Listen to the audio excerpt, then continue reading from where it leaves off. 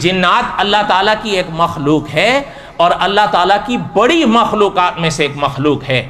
ان کے وجود کا انکار نہیں کرو. ایک بات، ان میں اچھے بھی ہیں، ان میں برے بھی ہیں، ان میں عالم بھی ہیں، ان میں غیر عالم بھی ہیں، ان میں مفتی بھی ہیں، ان میں غیر مفتی بھی ہیں، ان میں مسلمان بھی ہیں، ان میں غیر مسلم بھی ہیں. اور یہ جو آپ کبھی کبھی سنتے ہیں نا کہ کسی پر جن کا سایہ پڑا، جنات کے ساتھ ہمیشہ سچ نہیں ہوتا لیکن ہمیشہ جھوٹ بھی نہیں ہوتا. یہ یاد رہے. ہم یہ نہیں کہتے کہ ہمیشہ ہر شخص سچ بولتا ہے لیکن ہمیشہ ہر شخص جھوٹ بھی نہیں بولتا. ہوتے ہیں ایسے اثرات. سرور کائنات صلی اللہ علیہ وسلم کے سامنے ایسے مریض لائے گئے، حضور نے ان کو دم فرمایا، لیکن حضور کا دم کرنا اور ہے، میرا آپ کا دم کرنا اور ہے. حضور نے تو جب دم کیا تو صحابہ فرماتے ہیں ہم نے تو دیکھا مریض کے وجود کے اندر سے سیاہ کتے نکلے ہیں. ظاہر بات ہے حضور علیہ السلام کا جو مقام ہے وہ تو بعد از خدا بزرگ توئی، قصہ مختصر ہے نا.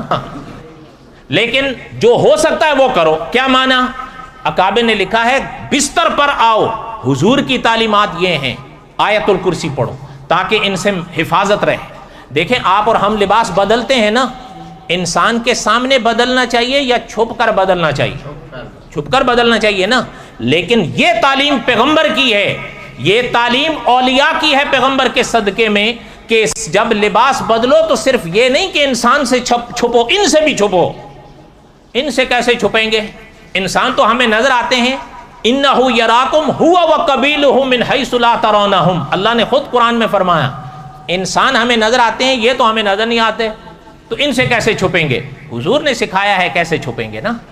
علماء نے لکھا ہے طریقہ یہ ہے کہ جب لباس بدلنے لگے، کمرے کا دروازہ بند کیا ہے نا، انسان سے تو چھپ گئے، جنات سے نہیں چھپ سکو گے فقط کمرے کا دروازہ بند کرنے سے.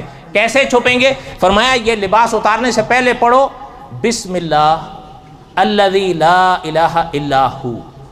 اب لباس اتار. اب یہ جو الفاظ ہیں علماء نے لکھا ہے کہ پیغمبر علیہ السلام کی تعلیمات کے انوار ہیں کہ جنات کی آنکھوں میں اور تمہارے سامنے یہ الفاظ پردہ بن جائیں. سمجھ آئی بات؟ کبھی پڑھے ہو؟ سائز پتہ کیوں پڑھو گے؟ پتہ ہوگا تو پڑھو گے نا. ہے نا یہ دعا؟ آپ میں سے کئیوں کو یاد ہوگی، نہیں ہوگی تو یاد کر.